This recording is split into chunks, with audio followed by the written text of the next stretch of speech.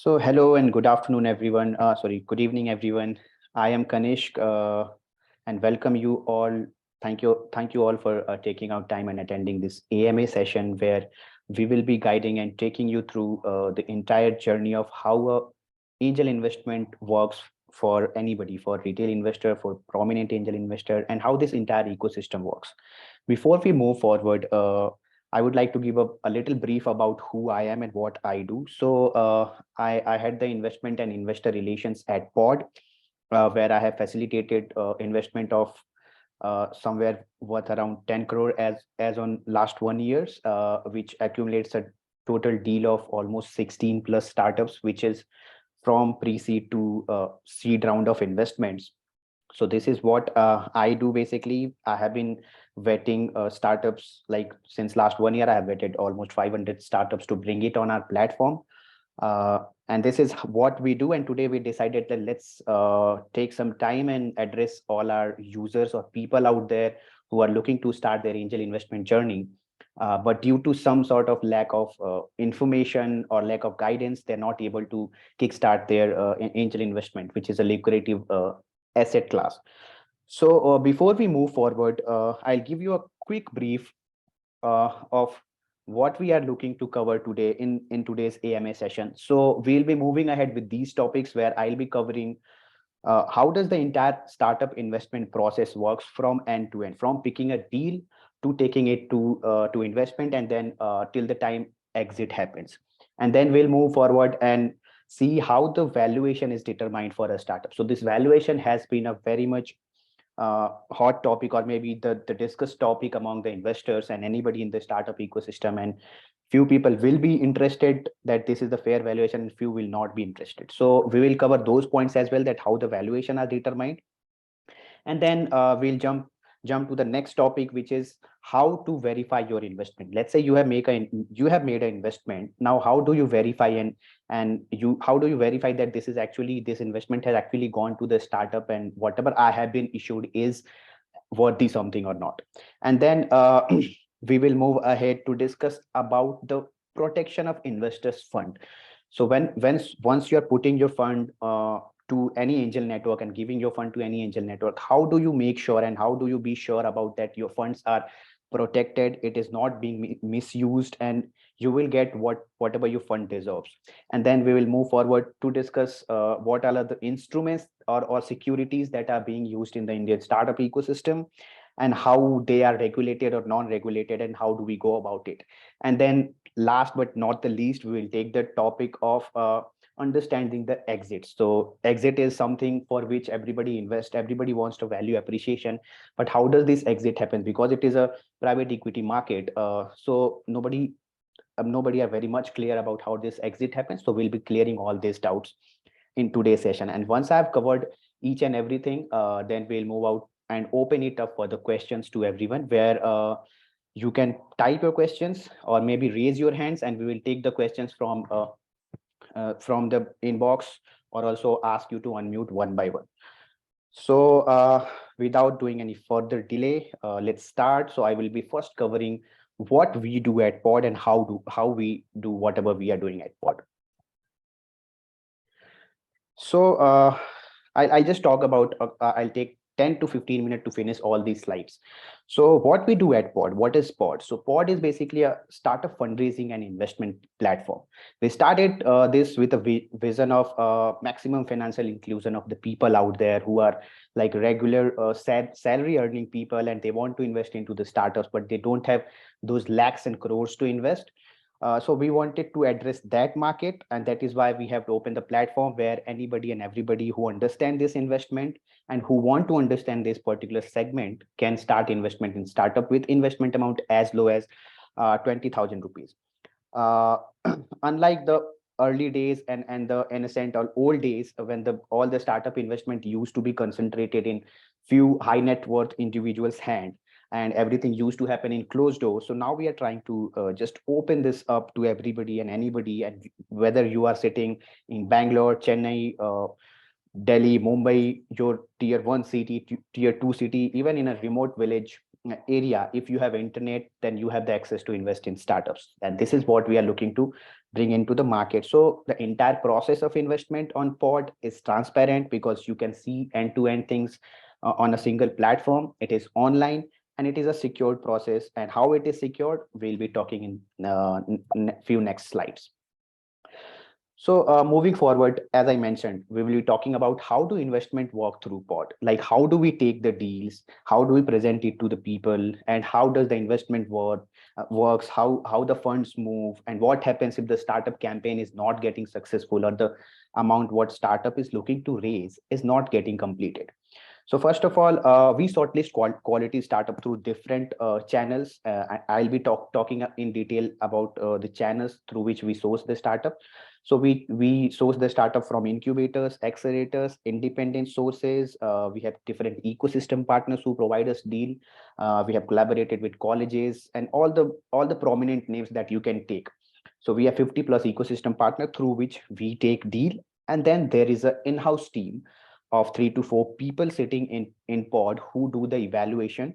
Every startup has to go through a proper evaluation, and then once we are satisfied with this evaluation, then we ask this startup, we invite this startup to our exclusive pitch event, which is called Pitch on Pod, which takes place on every alternative Saturday. You might, if you are aware, and you might have been the part of this particular pop event where we invite all our startups and investors to pitch, and then we take the interest from there and take it forward.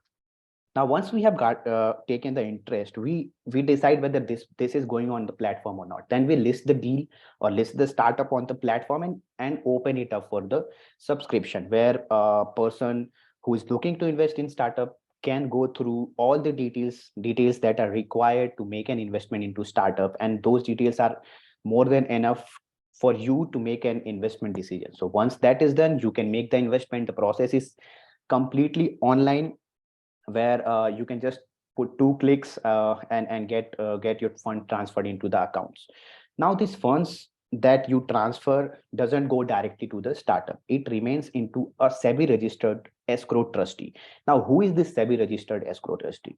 So this is a third party what we have involved, who are registered with SEBI, the regulatory board, and then these people, this third party keeps a hold on all the funds and keeps a watch on all the funds, that whether this from whom this fund has come, and if a person A has transferred this fund, what is he getting or she getting for that fund. So SEBI makes sure that entire fund movement and security movement are getting completed properly. We have a SOP defined for that, and until unless everything is fine and that third party escrow agent is satisfied, the funds remains into the escrow account.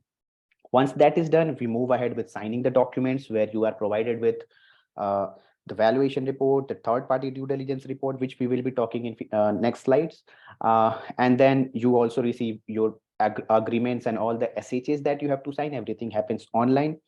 Once you do that, the startup has to complete the filings with Ministry of Corporate Affairs or registrar of the companies. And once those things are completed, then we issue the share certificates.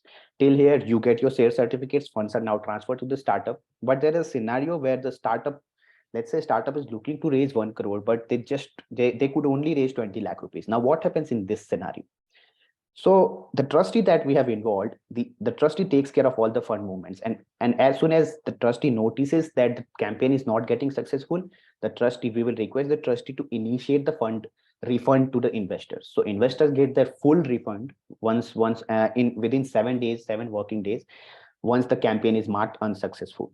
So this is how we are protecting the entire investors fund. So as I in the previous slide, as we mentioned that how do we vet startups, and I said that we have a very rigorous process. So we take deals from incubators, accelerators, independent sources, our ecosystem partners. We have 50 plus ecosystem partners who provide us deal, and then our team gets onto the call with them, understand the idea, do the basic due diligence, and then we have a 10-point metrics where we check the founder fit, the startup fit, the market fit, revenue, traction, and whatever things they are claiming, whether it is fit or not, who all are the advisors, how does this particular industry looks like. And once this startup scores a particular number on this 10-point metrics, then it goes to the next stage, which is pitch on Pod, which I already described. And then once the startup has pitched, then we take it to the listing and the round opens for the subscription. So some of the prominent name into the Indian startup ecosystem, kinds of Deshpande startups, India Accelerator, IIT, IIT Kharagpur, eCell, Freshworks for startup, and 50 plus more like such partners are working with us to provide us deal, to take deals from us, and this is how we are nurturing this startup ecosystem in India.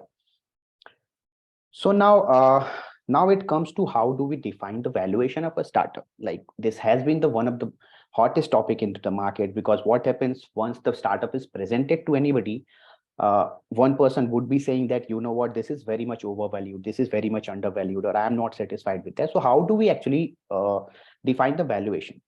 So as we mentioned, there are three methods basically through which we do the valuations.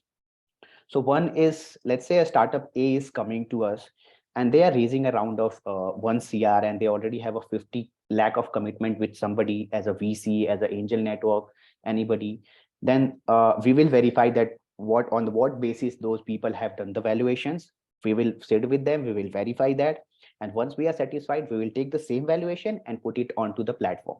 So this is the one, we follow the same valuation what the previous VC or prominent VC has given after doing a proper check of that valuation. The next thing comes as relative method or a DCF method as well. So what is a relative method? So relative method talks about giving a correlation to the traction of the startup with a X number of multiplier, and then this is how we define the valuation.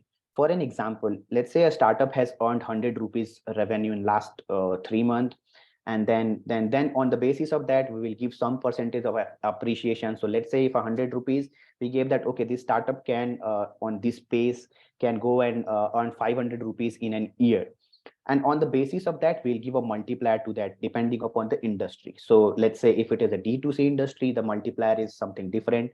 There's a standard multiplier that goes like D2C has 5 to 6x multiplier, a deep tech startup has 10 to 20x multiplier of the revenue what they are generating. So this is also one method what this particular industry follows, and we also determine, and this is not something which is done randomly. We have experts with whom we take their opinions. So it's not only about the people sitting into the pod, but we have experts in different industries like deep tech, like fintech, like D2C. Every industry we have onboarded some expert who give us regular opinions about the valuation and the kind of the deal that we are looking to bring onto the platform. And then the next and most common method that goes is the DCF, which is basically the discounted cash flow method, where on the basis of the projections what the startup is making, we determine a fair projections, and then on the basis of that projection, a cash flow on the free cash flow basis, the valuation is decided giving some sort of discount to their future cash flow. And once these things are decided, then a SEBI registered valuer gives a proper valuation report after doing every check and balances. And once that valuation report is received, then the same particular valuation is followed for the investment. So this is how entire valuation game works for the startup. Now, how does the due diligence work? So for any startup that we take, we do our independent due diligence. Now, how does this independent due diligence go about? We have in-house legal team which performs the due diligence on an independent basis, checking on all the public data that is available with MCA, with the provided information from the company that they provide us, like their balance sheet, their projections, and all those sort of things. And once that is done, then we take it forward for the investment. And once we have received the commitment, then we do an extensive third-party due diligence with our tied up law firms. So we have different law firms tied up with us across the country, and we ask them to perform the detailed due diligence. And once that due diligence is received, then only fund movement from the escrow account happens. And if there is any red flag in the due diligence report that we receive from the third party, we call off the deal and refund the fund to all the investors. So this is how stringent we are on the due diligence process. Now we are jumping to the most talked about and most interesting topic of this particular investment cycle. So how does the exit happens, and what is the timeline people come and ask that, what is the percentage of returns what I'll be getting? Will there be any involvement of any dividend? And how does this exit happen? And till what time I'll have to be invested? Basically, everybody want to know time and amount of return that they'll be getting. So let us understand a bit about it. So 95% exits, or maybe 90% exits that happen in the startup ecosystem, in the private equity, is through secondary sale.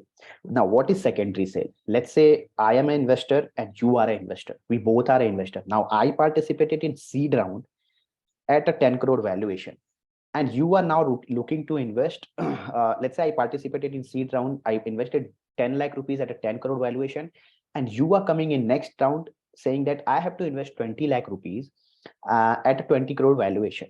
Now, what startup did? Startup said, why don't you buy Mr. Kanishk's share, which is 10 lakh rupees, and you just buy that, give that money to Kanishk, and you are getting your share, he's getting an exit. I don't need money right now, or maybe if I need, I'll find another investor. So investor A, who is existing investor, sells his security to investor B, who is upcoming investor, on a predetermined and mutually agreed value, or what we call as a fair market value. And this is how the exit happens. This is called the secondary sale. The same secondary sale happens on the listed stock market, on Zerodha, Upstock, whatever platform you are using. The company is not buying your share back. You are selling your share to somebody else on a predetermined or a market value. In the same way, the shares get sold to angel investors, sell their share to another angel investor, syndicate, VCs, and get their exit, whatever they are looking for or whatever is possible. So this is the most common way of taking an exit. And you have entered a 10 crore valuation, somebody will come at 100 crore valuation, and then the exit would similarly happen. Now, the second thing comes as change of ownership. Now, the secondary sale is sometimes mandatory, sometimes not mandatory, depending upon the kind of SHA or the shareholders agreement that you have signed. Now, second part is change of ownership. Now, how does this change of ownership works? So let's say a company A has sold themselves to company B. Now, at that point of time, all the existing shareholder of company A will get exit. Now, why? Because all the investors have invested in company A, and the leaders or the CEO believing on the CEO or the leadership of the company A. Now, when the leadership is getting changed and company is getting acquired, I don't know whether how that particular company is going to perform. So that is why a law says that you have to give exit to existing investors by that time. Third thing, which happens is buyback by the company, which is very rare into the startup ecosystem. Now, why it is rare? You may simply think, why can't the company buy their shares back? Yes, they can buy, but buyback can only happen, or buyback can only be done through the reserves that company has made, buyback reserve, and that reserve can only be made using the profits that company is earning. So nowadays we know how many startups are making profit. So the company which is making profit, they can simply buy their share back. But using the VC's money, there can't be any buyback by the company. Founder by of his own capacity, personal capacity, can definitely do a buyback. But buyback is also a chance which is very less into the startup ecosystem. And last but not the least comes IPO, which is like what we call a North Star metric for every angel investor. So everybody wants that their startup, whatever they have invested in, goes to IPO, public listing, and at that point of time, you'll get an exit opportunity by selling your shares to upcoming people. And this is what we call offer for sale, or which every company does. Now, there has been few occurrences where we have seen a lot of posts talking about, angel investment, come and invest with us. There will be a guaranteed return of 50x, 50%, 200%, 10%, 100%. And this is the most vague statement you would ever go on. Like, I can't guarantee whether you invest through pod, through anybody, any network, any platform. Nobody can guarantee you. And if somebody is guaranteeing, that is just a vague statement, because angel investment is one of the riskiest asset class, and nobody knows how does it gonna be in the future. Today I'm investing in company, I don't know whether it is gonna be successful or not, so I can't guarantee you exit. So if somebody is claiming you that there will be a guarantee exit, don't believe that, and at least we would never say that. Next is the most talked topic is what is the timeline? If I'm investing today, in how many days I should expect a return? So See, you have to understand that there is a cycle called VC cycle. So one investment has to complete a VC cycle, means the startup, when they raised, they have to at least raise 2 rounds for your investment to get significant appreciation and somebody to come and join and maybe give you exit also. So when you are investing, yes, it is a possibility. There has been in the market few examples where exit happened in less than a year. But on an average, you keep in mind that a minimum of 3 year to 5 year, an average of 3 to 5 year of timeline is something in which you should expect a exit when you are investing, and you should not hurry before that. And even if you are doing that, you should not take that, because if you invest 1 lakh rupees today, and after 1 year or 2 years, you won't get anything more than 2x or 3x. And this is not why we are investing in like startups. If we want 2x or 3x, we can simply go and invest in stocks itself. We can find some undervalued stock, do some research and get it done. But when, if you want healthy exits, remain like invested, be invested, have patience, wait till 3 to 5 years, and definitely if the startup is doing good, you will get a healthy exit. So this is how the exit happens. Now, what are the instruments that are being used? There are n number of instruments, but what we as pod use is completely something which is only allowed by Companies Act. CCPS is compulsory convertible preferential share, which is a kind of share where you get preference of some sort of preferences in different terms, which is another topic we will talk. CCD is something which is compulsory convertible debenture, where you give the money to the company as a loan, and the company promise you gives you this bond certificate or the debenture certificate straightforward, and say that I'll convert it into equity on some future occurrence. So third is convertible note. This is also one instrument, but here the convertible note, through convertible note, minimum investment is 25 lakh. This is also one document allowed by Companies Act. And the last but not the least is equity shares. Equity share, we all are aware of that, is the normal share that you invest on a particular valuation and get. So these are the 4 documents. What we do, all have different rights, but everything are legal by the Companies Act 2013. And you can go and verify your investment, everything, all these 4 instruments. Now comes my last topic that I had to talk, is how do I verify my investment? Let's say I gave 1 lakh rupees to pod. How do I verify or be rest assured that pod has actually facilitated that investment to the startup that I was looking for? And how do I verify that the amount that I have transferred to pod was not used by themselves? So for that, you no need to go anywhere and ask pod for any certification, although we definitely provide all the proofs and everything. But if you still have a doubt whether you are doing through pod, any other network, or any other angel network, after making your investment, once you receive your share or debenture certificate, you can actually go on Ministry of Corporate Affairs website. This is the Ministry of Corporate Affairs, is something where every company has to keep their records. So you can go to their website, and from there you can actually check. So there are you might need help of a company secretary or a CS for getting this checked, but yeah, it is possible. You can go and check there.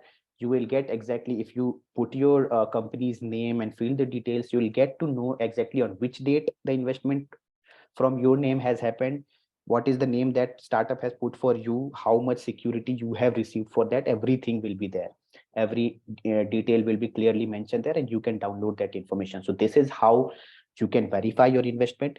We do provide all the certificates, all the challans, all the receipts that we receive from MCA for every deal to all the investors. And this is how we make sure that investors are getting satisfied with their everything that is genuine, and whatever they are investing are genuine. And this is possible only if you are investing through CCD, CCPS, convertible note, and equity shares. If you are using anything other than this, I don't think it is going to reflect here. So having said that, I think I'm almost done with whatever I had to say. Now we'll simply open it up for the questions to everybody, and you can just simply come and ask whatever you have questions. So let's take it in a way where we can make it one by one. Okay, we have first Mrityunjay Patil has one question. Mrityunjay, please unmute and ask. Yeah, hi, Kanishka. My question is, you mentioned about all the four investment that methodology. Yeah. So when someone invests 20,000, Mhm. which method he would be getting there? Mrityunjay, again, as I said, when we talk, let me clarify here. When we talk about minimum investment amount, there's no limit through any securities except convertible note. CN was something. It depends upon the startup to startup, like what they want to issue and what they want to facilitate through. So, for an example, for on Pod, for any startup that comes, the first line of highlight will tell you that on investment of less than 1 lakh or 2 lakh or whatever, on whatever investment, what securities you are going to get. So we mention in a way like for investment less than 2 lakh rupees or 1 lakh rupees, you will get CCD tagged with the valuation. So generally, CCD is one document which investors get when they are investing less than lakh rupees or something. But again, not compulsory for every campaign, because we give this option to startups to decide. Yeah, great. One follow-on question. Sure. Some startups are offering 25% discount to the next round of valuation. What is that? Like what is the requirements for that instrument? Okay, now let me give you an example. Let's say you are building a startup. It is on a very early stage, and you don't know.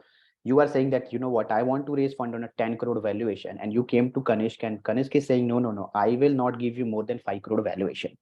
Then this conversation is not ending at all, and you don't have any metric to prove your valuation. So what we decided, that let's do this. Let's put a cap that if the valuation can, your valuation for me cannot go more than 10 lakh, 10 crore, and and it cannot come less than 5 lakh for 5 crore also. Now I said, okay, you received the fund, I gave you fund, you gave me CCD or whatever certificate it is, you gave me. Now you are doing business. Whenever the next fundraising you are doing, you will have some sort of traction to show, and basically some sort of number to justify your valuation. So in the next round, on whatever valuation you are raising your fund, on the same valuation, I will get that percentage of discount. So let's say on the next round you went to some other investor, and that investor is putting fund into your startup on 20 crore valuation.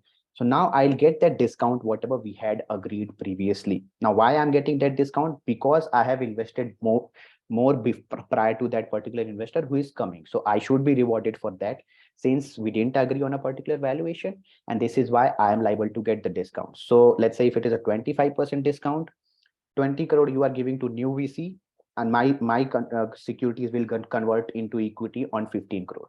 And this is what basically this discount percentage means. Yeah, thank you. Great. Thank you very much. We'll wait for some other questions. I guess in chat box we have Akash, if you can read the questions from chat box for me.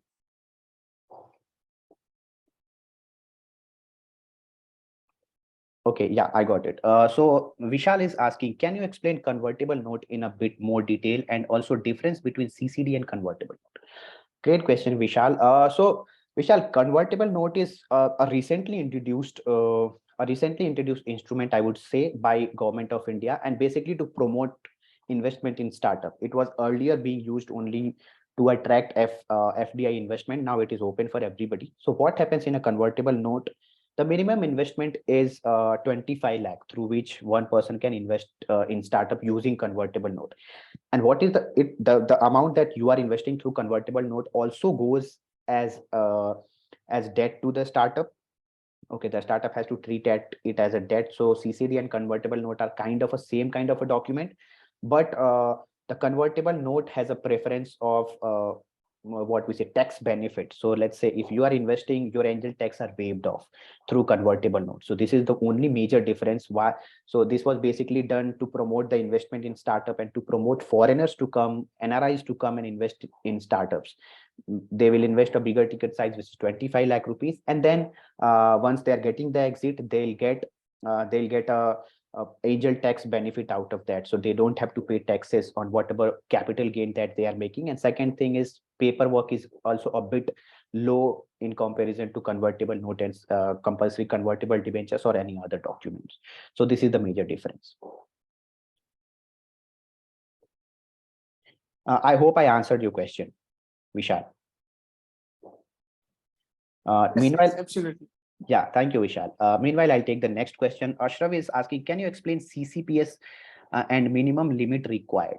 I'm assuming that by saying minimum limit, you mean to say what is the amount one should invest through CCPS. So as I said, except convertible note, Companies Act don't restrict any instrument to raise a minimum amount. So even if a startup is accepting 1 rupees and issuing you, which is like, it should not be less than the face value of the share. So let's say face value is 1 rupees. A startup is issuing you shares at 1 rupees. You can buy at 1 rupees. So there are no minimums has to be 1 rupees. There are no limit as such into the Companies Act. Now, what is a CCPS? So basically, CCPS is nothing but a type of share itself, which is compulsory convertible preferential share. Now, preference, this shares gives you a bit of preference against the equity shares. And how does this preference look? So maybe at the time of liquidation, let's say when the company is getting dissolved or getting shut down, preferential shareholders have the right to receive money before the equity shareholders. This is one extra right. In that way, there are many kinds of preferential share which are there described by Companies Act. In the similar way, some preferential share also holds the right of getting some sort of return every month. So 5% preferential share, that means every year or every month the startup will give you a return of this much amount, or preferential share with a special dividend right. So there are different kind of, basically it is an advanced version of equity where you have special rights over equity holder. But the only disadvantage is that preferential shareholders doesn't have voting rights what equity shareholders have. So this is the major difference between preferential and equity shares. So I'm taking the next question. Who is giving the certificate? Like, what's the authenticity of the certificate? If suddenly that startup goes bankrupt, what will do with that certificate? Okay, great question. I can't get your name because it is SS. So the authentication of that certificates are being given by Ministry of Corporate Affairs, Government of India, Registrar of the Company. So Ministry of Corporate Affairs has a department which is called Registrar of Companies, which takes care of all the activities that a private limited company does. And this is how these are the authorities who authorize these share certificates. Now, what happens if the startup goes bankrupt? We can't do anything after that. Now, let's say if you are saying that I invested in any listed share today, I invested in SBI, and after 4 days, SBI goes bankrupt. What will you do? You can't do anything, because this is what actually this is the nature of this investment. Equity investment is like that only. Before you are investing, everything has to be in the line that you know what, you can lose your money as well. And it's not like that they will run away with the money. There is a process. Like if the company gets shut down or bankrupt, there is a liquidator assigned to a company by the law. Like the government comes into play here. The government will assign a liquidator which will go and sell all the assets of the company. And once these assets are sold, and whatever money is realized will be distributed to all the shareholders or debenture holder on the priority basis. So first, those people who are holding debenture will get their money, then the CCPS holder, and then the equity shareholder. So this is how. Now, if you ask me that what happens if after selling everything company gets nothing, then it's simply like your investment is a sunk cost. You can write it off. That's how the investment, whether it is a private equity or a listed company, this is how it works. Yeah, there is no further question in the chat box. Anybody has any question? Mrityunjay, are you asking something again? Yes, connection. One question. If I'm as a startup, if I'm raising funds, now somebody is ready to invest 10,000 rupees. Can I issue him equity? Yes, you can issue him equity. Okay. Like there is no minimum requirement. Like Then if I put like anyone can invest 10,000 as a starting amount. So I can issue equity to all of them. you can issue to equity to all of them. Definitely, there's no restriction, but you will also have to be careful when you are raising your next round, as the cap table only allows 200, like Companies Act only allow 200 people to hold the equity share or CCD certificates. So whether you are, if you have to only raise 10 rupees or 100 rupees and you are issuing one share, that is not at all an issue. If you have to raise, let's say 5 crore rupees and you are giving equity to everybody in 100 rupees, that is not possible. So you'll have to just decide in that way. But yeah, Okay, as far, maximum 200 people only. yes, you can issue that certificate to maximum 200 people, including the promoters and directors of the company. Okay, okay. Then it would be difficult to issue at 10,000 rupees, right? You can decide, depends upon your raise size and what is your plan. That I can't comment on that because it is Because one question is for one question is, if I issuing at this round, for the next round also there is 200 limit, or it's overall 200 limit? for overall 200 limit. And again, it depends upon the kind of raise you are looking for. So any comment making on the assumptions won't be right here for me. Yeah. Okay. Thank you. Thank you. Great. We'll wait for further questions if anybody has any. Okay. I Yeah, Yashmin, I think you have put question in the chat box. Is it the yes. same? Okay, so please explain the following CCPS round with 20 CR floor and 65 CR cap with 20% discount in the next equity round. Okay.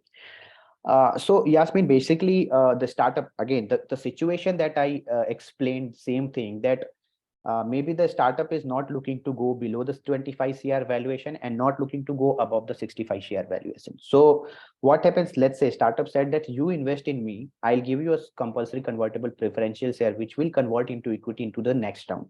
Now, whenever the next round happens, let's take three examples. What happens if the next round is happening in less than 65 CR, or maybe let's say 60 crore valuation, which is less than 65 CR. So in that situation, you will get your compulsory convertible preferential share converted into equity share on a valuation which is 60% minus 20% discount onto that. So it means you will get your shares allotted at a 48 crore valuation.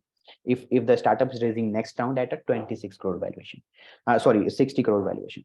And if the startup is raising at a 100 crore valuation, then you will get your shares converted on 65 crore valuation minus 20% discount. So this is what it can raise on to 500 crore also, but for you it will not go more than 65 crore and you will still get the 20% discount.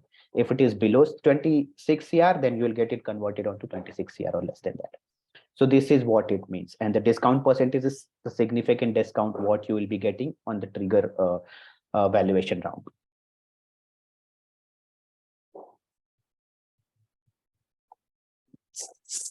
I connect Vishal here. I have asked in one chat box.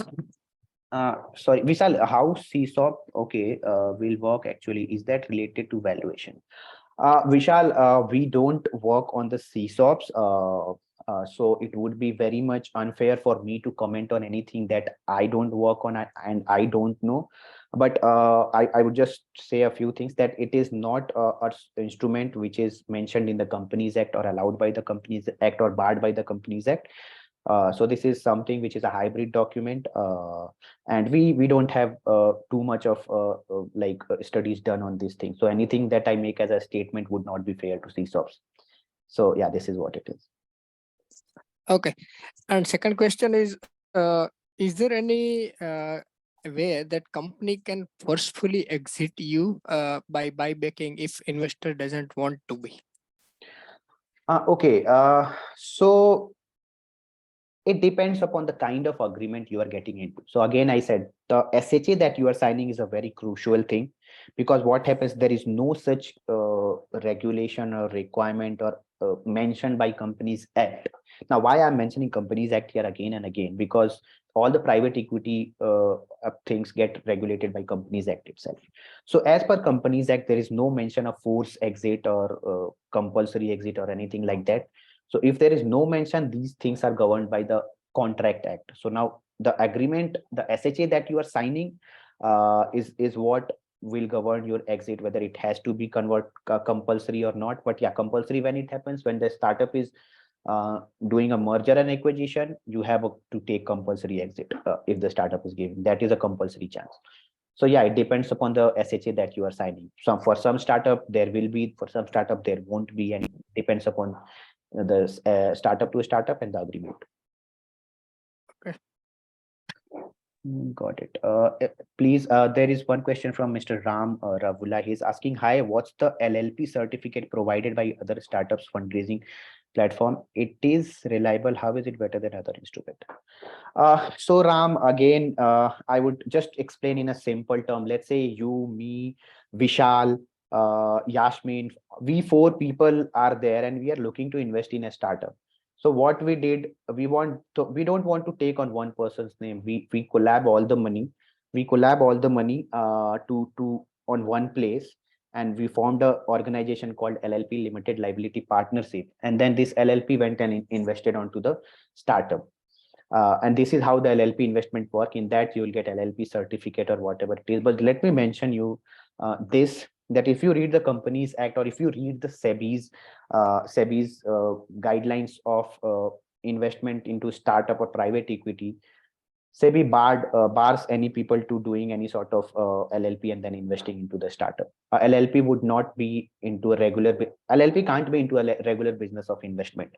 Now, another example is, let's say all the four people whom I take the example are pooling their money. Basically, you are pooling the money of four people and putting into the startup. So SEBI says that pooling money for anything other than an alternative investment fund is illegal or is restricted. So LLP is a gray area. I can say SEBI specifiedly mentions that one can't pool money through LLP and invest in startups. So you will have to definitely check with whoever is doing that. I'm not sure about that, and I would not want to take any names. But yeah, anything other than AIF, which is pooling money for investing in startup, that is not allowed in Companies Act. And for AIF, investing through AIF has to be registered with SEBI. Like, you simply think of how you invest in mutual funds. It's the same way. Mutual fund is pooling your money, making a fund, and then investing. In the same way, private equity players pool the fund, make a alternative investment fund with SEBI. That is a stringent process of getting license, and not everybody can be a part of AIF. Accreditation criteria is there. Yeah. Okay, another question is Correct, Shah. This is Yashman. Yeah, please. Just to give a clarification on that LLP part. Mm-hmm. So, see, this startup can either be an private limited company. Yeah. It can also be an LLP. Yeah. Correct. So, as far as I am aware, as per my knowledge, an LLP can be a partner in another LLP, Mm-hmm. in a private limited company, Mm-hmm. in any entity, apart from, I think, partnership. I think the partnership it also, there can be proprietorship is simply ruled out. Correct. Mm-hmm. So as per my knowledge, I don't think there in any of the entity, public, private, LLP. Yashmin, we lost your voice. Like, so we talked about a partnership can be a part of a partnership as well, and company as well. Part of that. I'll Yeah. just repeat. Yeah. So a startup can be an LLP. Mm-hmm. I mean, the entity, the legal entity, Mm-hmm. it can be an LLP. It can be a private limited company. Yes. It can be a public limited company.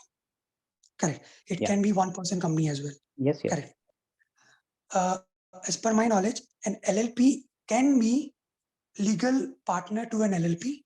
Yes. Can be a legal partner to a private company. Yes. Can be a legal partner to, shareholder. As in partner in a public limited company as well. So Yeah. I do not know where this restrictions. As you were mentioning earlier, that SEBI restricts an LLP to be in partner. Yeah. Let me give a You can clarification. just share maybe Sure. something authentic data or circular or something that you have. Sure. Just for the I'll purpose. I'll roll it out to you. I don't have handy with me right now. I just No give you an problem. example of that. So me as an Okay. LLP, if I have a business, let's say, as I mentioned earlier also very clearly, that an LLP cannot get into the business of investing into any other firm. Now, let's say if I have a mobile in my hand. Okay. Now I use this for few months. Then I want to like sell it. Yasmin said that, you know what, I'll buy it for 5,000. I sold it to you. Now this is not business, because this is a one-time transaction. I'm selling you, you got your mobile, then I bought something new. It is not like every day I'm selling you a mobile. Then when I'm doing this transaction every day, that is called business. So what I said, that pooling money cannot be pooling money for investing in startup cannot be a business of LLP. If you are making, again, I said this, it is a gray area. If you are making an LLP, different LLP, and also if you check any LLP that has invested, there are a lot of players who make LLP and invest. Their main business remains advisory, XYZ advisory, marketing advisory, and then they invest into the startup.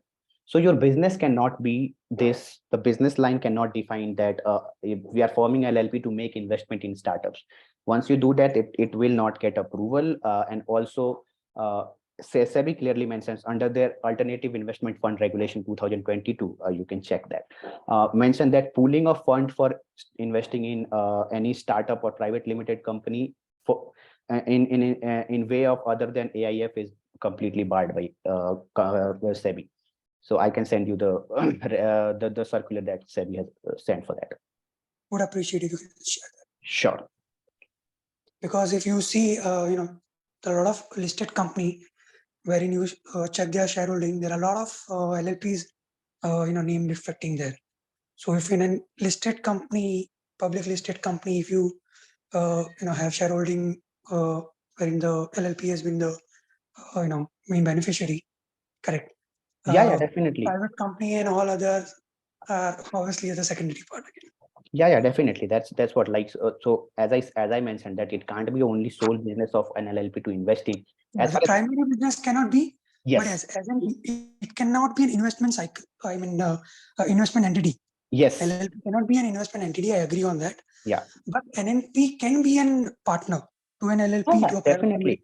An Correct. LLP can be a partner. Like as I Yes. said, if I have a business of selling, let's say Pod as an entity which facilitates fundraise, Pod can invest in one startup with its own money, not by pooling 5 people's money. And then, like, let's say Pod, I can't, as Pod, I can't take your money, make a LLP and then invest into startups. Okay. Yeah, When you're talking about Pod, I have 3 questions. If you don't have any other questions to sure. take up. Yeah.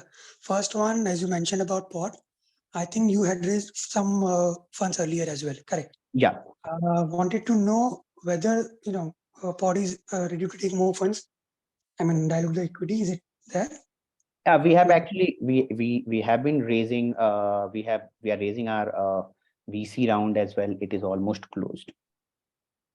Okay. So, you know, maybe people from, you know, this particular call, if they want to invest, are we open? Depends upon, like, we are open and not completely open, but only for strategic investment. So we can discuss this, Yasmin. I'll reach out to you and maybe we can discuss more on. First one was this. Yeah. Second was, as you mentioned, you know, pooling of funds and all. I assume there are some investment or maybe, you know, direct to get into directly cap tab. Correct. There are cap on the investment amount. Correct. Yeah. So for assuming, let's assume if it is 25 lakh, correct. Can you just, you know, make a list of people who are interested, come together and then contribute to that particular minimum amount of investment? Is it possible? So you are saying that 4 or 5 people come together and make a minimum investment on 25 lakh. Correct. Is it So possible? yeah, so for us, like for Pod as an entity, we don't do this. You can definitely, if let's say Yasmin has 5 friends. I'm not asking you to do that.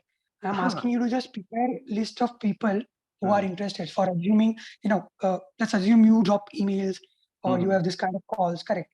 Or you have the pitch calls and all, correct? Wherein people are interested, you take feedbacks, correct? If the minimum amount is, you know, like 25 lakh and beyond, whatever it is, correct? Maybe you can just link us through a WhatsApp group, or maybe you can just share the contact number. That will have the investor community which you are trying to establish, and maybe, you know, the company or the startup who is coming up for the fundraising, correct, and as well as Pod, correct. So it's like, you know, we don't have unlimited resources, correct. Sure. We have limited, Sure. correct, and everybody would like to diversify that. Sure. Definitely. Yasmin, these are the things we can do. Directly 10 lakh into or 20 lakh into an investment, I mean, in single startup, would make sense to go with smaller amounts. Sure. We If you can, can we just can look get, into that, yeah, then it would help definitely. us. Definitely. We can look into that. I'll connect with you later on this topic as well. And third one, I had asked a question that for the second round, some 20% discount, would be there, if you remember. I just wanted to know, how is it 20% determined, and is it open for negotiation with the company, or how do you come up? Definitely. So when I say like this is, as I said, the valuation or the deal term what we mentioned.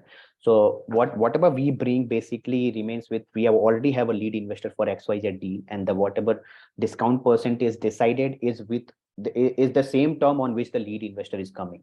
We don't have any issue having you get negotiated the deal terms, and depends upon the startup if they agree. We don't have any issue for that.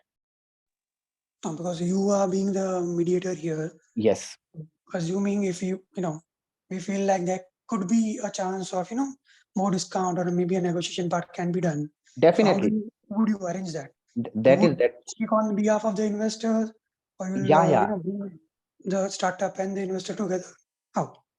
So as I said, like as you know, our process goes as after the pitch call, we arrange a deep dive Q&A call where we invite only the interested investors. So in that call, actually, we can discuss those terms. And let's say if you have some sort of mandate, if you give us a commitment that, you know what, I'm looking to have this much of investment done into this, given that if I get these terms, if we are communicated to that, we'll communicate to the founder and we'll say that we are scheduling a call, we can discuss this, and you can directly talk to the founder by that time.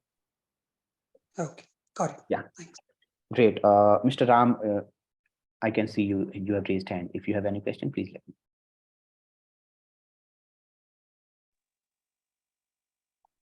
Mr. Ram, can you hear me? Hello. Yeah. Yeah. Good evening. Yeah, good evening. Yeah, actually, I want to know this LLP kind of certificates are being issued by other other platforms, fundraising platforms, and you are saying that it is in a bit gray area. It is not means it's not reliable, right? It's not reliable, right? Again, as I said, when something is a gray area, one can't comment whether it's reliable or not, because maybe going forward, if there is something happens and regulations comes and regulates that and goes into the favor of that, so gray area always remains like something. And yeah, and here my doubt is now coming to the fundraising and this startup companies, whatever that we choose, are this escrow accounts are being maintained, right? Yes. And escrow accounts are registered, they are under the SEBI guidelines. Yes. Then if it is the gray area in the LLP partnership of kind of thing, then how these escrow accounts of funds are being released to these startup? Yeah. So and the second point is, okay, you please answer that. Please answer. You can complete your question. I'll take both together. No issue. Yeah, this is my main. And the second thing is, and almost all top companies, not they are not new to the market. These are all startups. Are not new. They are well known with backgrounds and renowned personalities.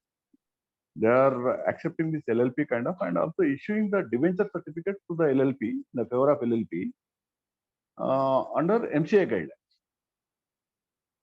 Just I'm not convinced either that are either with that kind of setup, or you are just I want to have an yeah. So yeah, got it. So your both the questions are related to LLP. I'll just answer one by one. First, first I'll just give you a clarification that on pod we don't form any LLP. The escrow account that we open remains with the startup, and it remains with the startup and the escrow trustee, and we just become a party signatory there. We are not, it is not on our name also, we just become a party signatory there for the fund movement. So once all the three party gives confirmation, the startup, the escrow trustee, and we as pod, that okay, all the documentation has been completed, then only the fund moves from funds would be transferred, right? Yes. Yeah. So this is what we do. There is no concept of LLP. No, everyone is doing the same.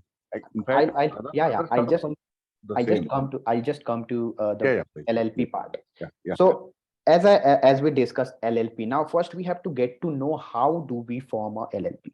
Okay, how Yeah. do we form a LLP?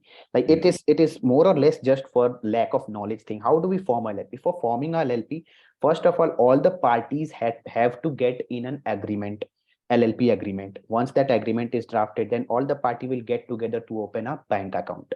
Now, Correct. once that bank account is open, then only you can transfer the fund into the bank account.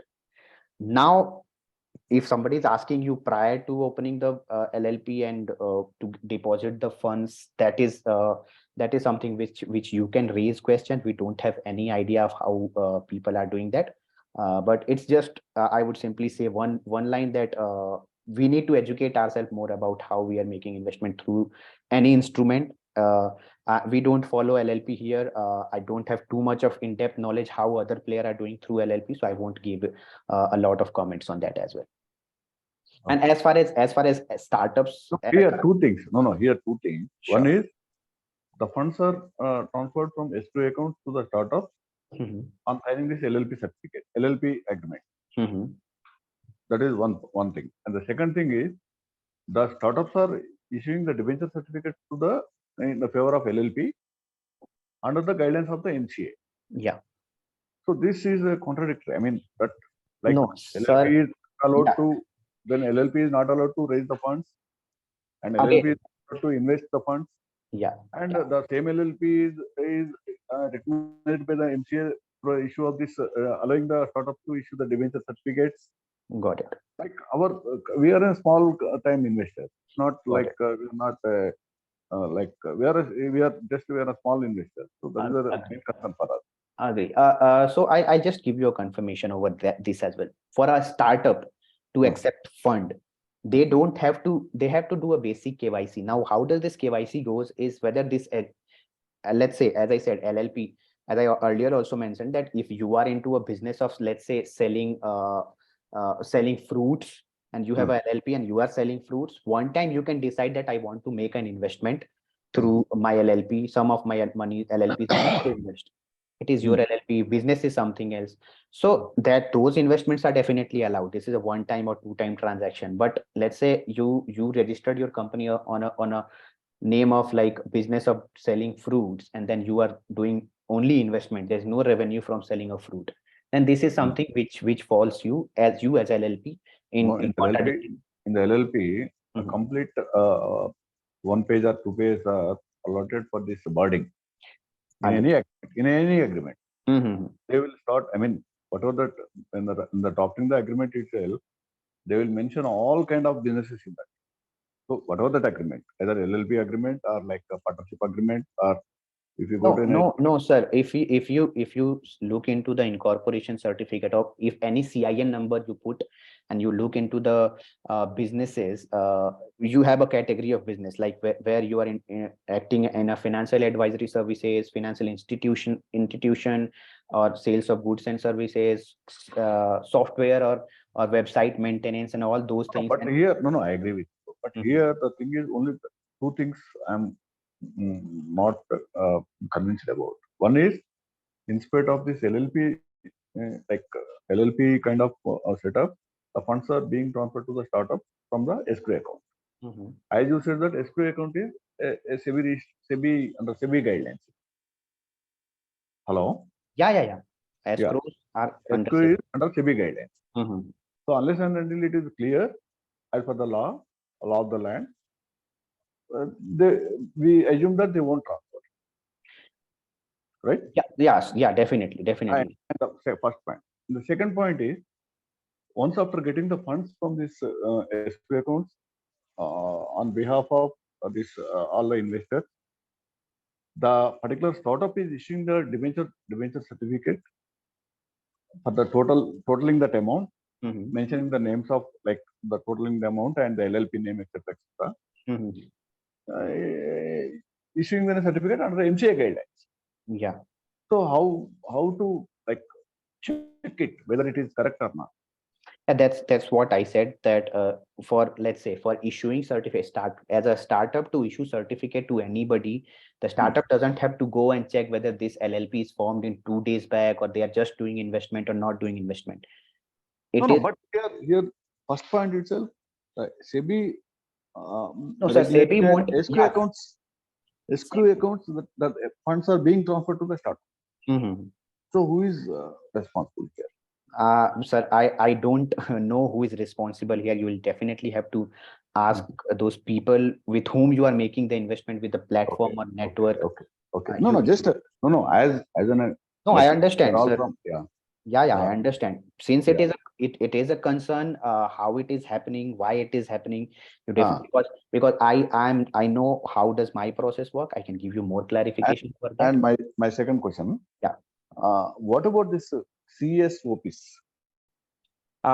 Yeah. So again, as Vishal had also asked the same question. So as I said, CSOPs are something which is not mentioned in the Companies Act. We haven't done a lot of research there. So it won't be very much like appreciable for me to comment anything onto that. But it is something which is not mentioned in the Companies Act. Again, a hybrid kind of an instrument, which waits the approval. It's the approval of.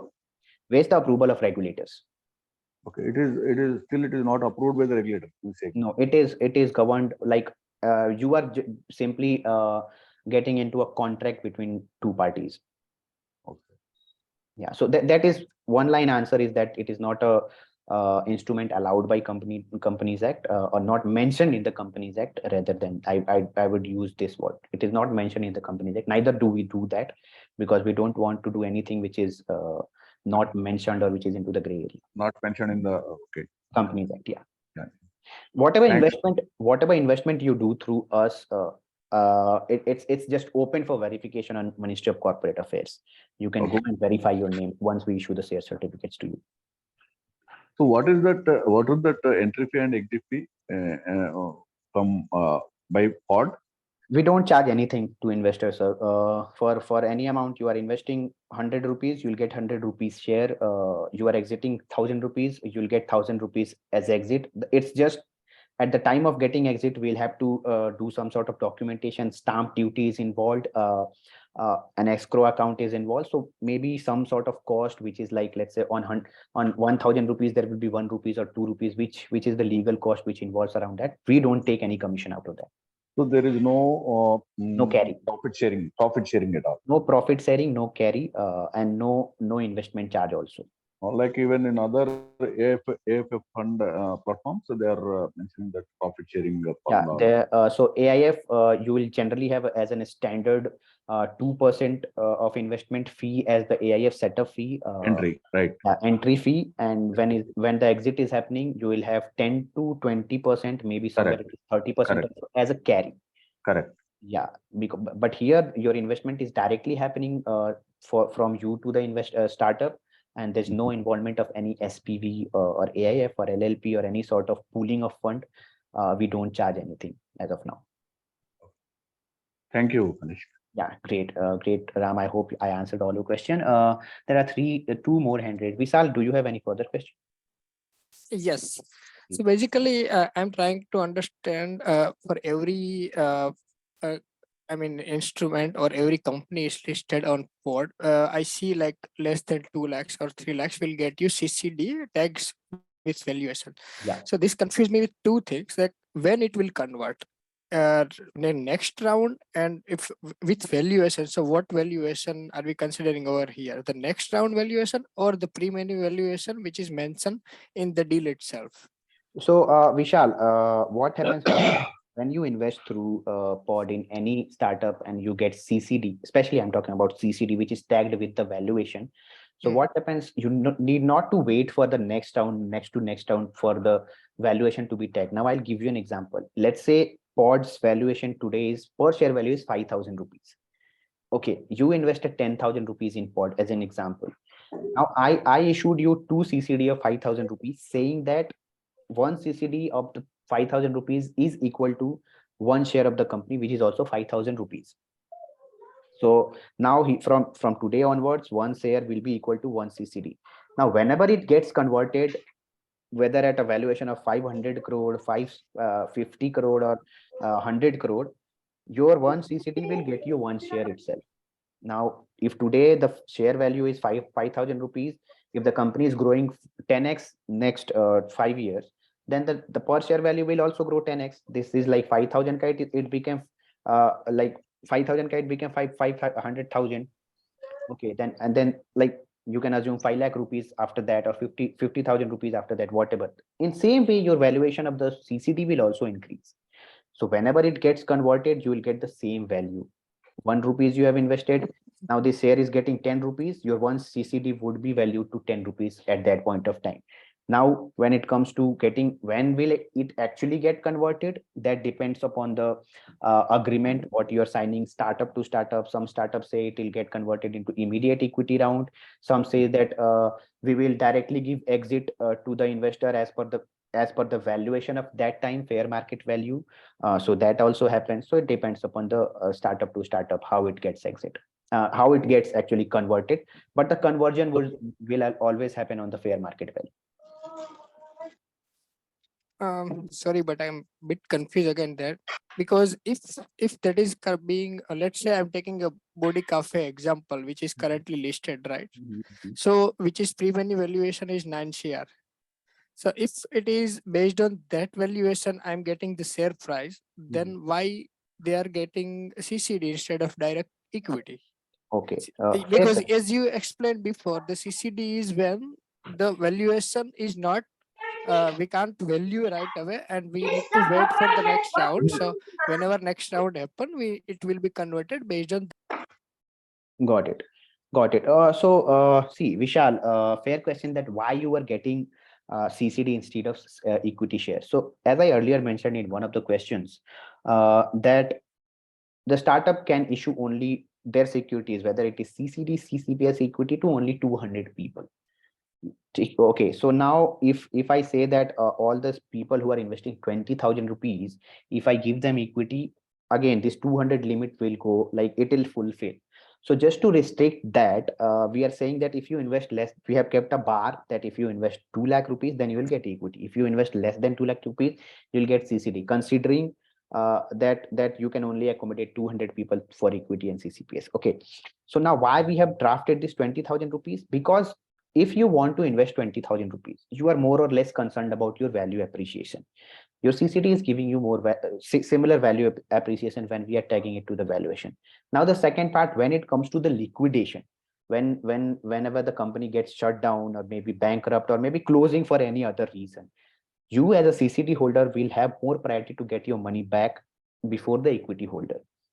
So since the person who is investing 20,000 rupees, we are assuming on a more or less basis that these are the people who are not too much keen into it, not too much aware about angel investment. They are just starting. So we have to make sure their funds are being on a bit of safer side in comparison to the equity investors. So point one is that, and also we don't want to put these people onto the cap table straightforward, because again, the startup would also become a lot of crowded cap table. So just to avoid these two things and make sure things are in line, we are issuing them CCD. Now again, for the value appreciation, your CCD is nothing less than your equity. The only thing that you don't have is the voting right. So this is how the CCD is different from equity. So as I said, let's say for Body Cafe, let's take an example of Body Cafe. 9 crore is the valuation. If I'm saying that they have let's say 9 lakh shares with them, so okay, 9 crore divided by 9 lakh, it becomes 100 rupees per share. Okay, so now you can take an example of 100 rupees per share and do your maths. Let's say you are investing 1,000 rupees in Body Cafe. As per the 9 crore valuation, if they have a 1 lakh share, per share value is 100 rupees. So for 1,000 rupees, you will get 10 shares, 10 CCD, like 10 CCDs of 100 rupees each. Now I say that one share of the company is equal to the one CCD of the company. Your agreement will say this. One share of the company is equal to one CCD of the company. Now, whenever one share price from 100, it became 1,000 rupees, your per CCD value also became 1,000 rupees. So going forward after 2 years, either it is getting converted into equity, you will still get for every 100 rupees CCD, you will get 100 rupees ka one share, which will be one share market value aage jaake, whatever it can be. But yeah, so this is what I mean to say, that your valuation, your value of money will increase as the valuation of the company is increasing. There will not be any difference in the value appreciation of your money. The only difference will be on the rights. You won't get shareholder, you won't get the voting rights into the company. Now why? Because it is such a small amount that we can't, by law, like law restrict us, so we can't accommodate anybody, everybody onto the platform, onto the cap table.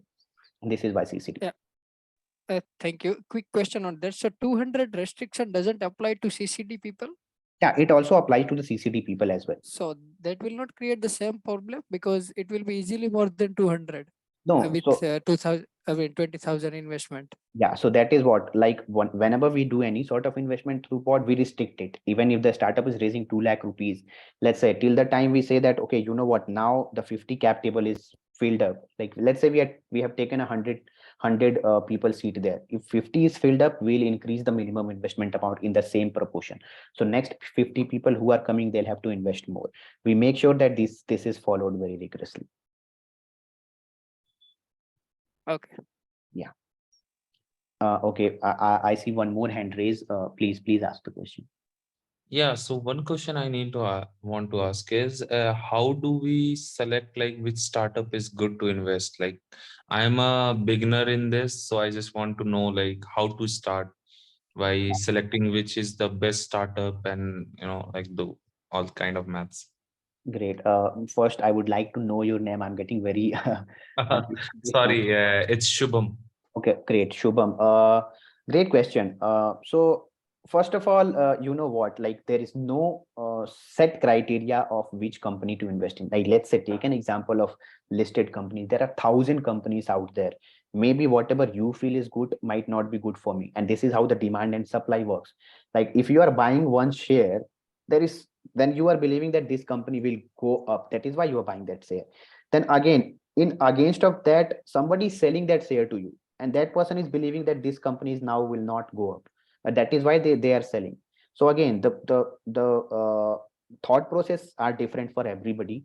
This is what the general example is. But on another note, how to select a company, first thing first, uh, if you are a beginner, whatever money you have got to invest, let's say you have got to invest 1 lakh rupees, don't invest 1 lakh in one company. Instead, invest 20,000 in 5 company.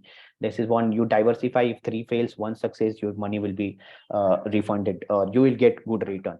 Now second thing is, like, start with those company which you understand, no matter how bad or good it is. But let's say if I'm putting you across to a health tech startup that you never know, or maybe you are not a tech guy and you got a great tech deal and you are like, okay, everybody is investing into that, let's get into that. Don't do that. The company that you won't understand, you won't be able to decide how much to invest, when to take exit. So, and you won't be able to understand when it is growing and when it is falling, and how I can assess that. So similar process. What is the investment thesis? General investment thesis, not trading thesis. General investment thesis, what you are using on the listed stocks, in same thesis you can use here to understand the company. Now learn more about it, read about these pitch decks and all those things. Attend as many as pitch calls that you can attend. That will add on regular uh, knowledge to your mind. And also in pitch call, there are many people out there who are seasoned investor. They ask a number of questions, and this is how you get to learn that, okay, what this person is asking, am I able to think in that line for that company or not? So these are the things through how you get to learn, and there is no hard and fast rule about it. It's just, it comes with learning, it comes with getting into it. So get into it, attend as many as pitch calls, understand the business model and all those things, and this is how you pick. We'll be doing another session how to pick a good startup, what I feel that can be a good startup pick method. I will definitely explain that in the next session. But yeah, as far as now, get into it, learn about it, diversify, and this is how it builds up the knowledge. Sure, sure. Thank you. Great. I think we have crossed the time, so we'll close, have a hard stop at 9:20. Anything anybody want to ask? Few last questions, maybe 2 more questions. Can you just share this PPT or PDF, whatever it is? just Right. for reference. Whatever I am having. Yeah, just whatever you've just presented. Sure, I'll do that. Okay, I have my colleague Akash with me. Akash, can you just put the link of the website, our website, so that people can, whoever has not been the part of our platform, they can actually sign up, maybe have a look. There's no fee that we charge. Best way to learn for you, Subham. You can just go and randomly whenever you are whenever you get bored of scrolling your Instagram, maybe you can have a look around on on our website as well. So one more thing, like if you're telling like, you don't charge for any fee or something like that. So how do you run? How do you guys run this Okay, business? we charge from startups as a success fee. So let's say if we are if we are able to close 1 crore of funding to one startup, we charge somewhere around 3 to 5% to startups, not to investors as of now. So, and that too at the time when everything is closed, investor has got their share certificates back into their pod dashboard.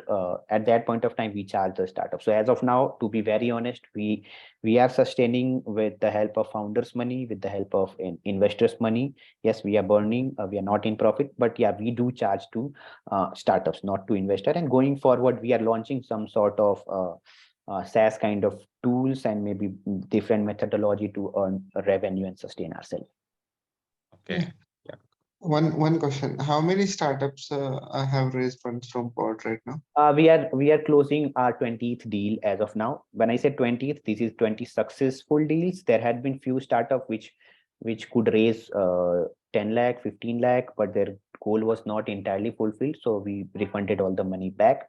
And there has been few startup which for which we got the funds, but due to some issue or maybe that we found out something that was not working out. So we refunded all the money back to investors. So in that way, we have got interest for 25 startups, but 20 is what something we have closed.